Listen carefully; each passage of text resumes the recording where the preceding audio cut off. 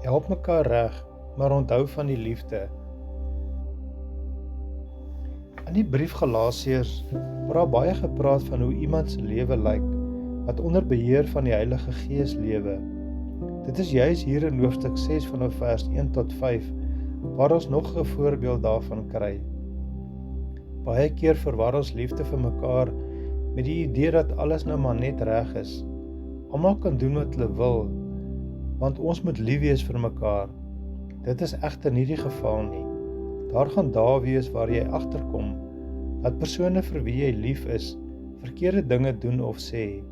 En dit is juis hier waar die liefde moet inskop, om daardie persoon reg te help. Die doel is egter nooit om mekaar af te breek, of om iemand te minag nie, maar om altyd mekaar weer op te help. Paulus verduidelik dat iemand wat die Heilige Gees in sy of haar hart het, eerder iemand wat sukkel sal reghelp, met 'n gees van sagmoedigheid. Dit beteken dan nie dat ons so iemand moet reghelp uit 'n plek van meerderwaardigheid of omdat ons dink dat ons van beter weet nie. Ons dra mekaar se laste. Ons trap nie op mense wat struikel nie.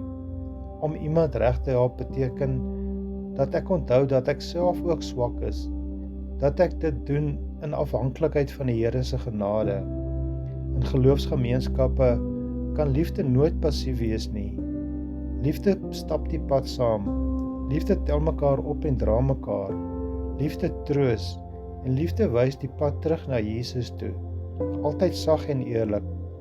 Help mekaar reg, maar onthou altyd, sonder liefde is alle reghelp niks werd nie. Gesang 530 vers 1. Praat ek mense engletale, maar dit is nie uit liefde nie. Is my woorde hol simbole, klanke sonder melodie. Al kan ek geheime uitlê, berge deur geloof versit, of al het ek al die kennis, sonder liefde is ek niks. Amen.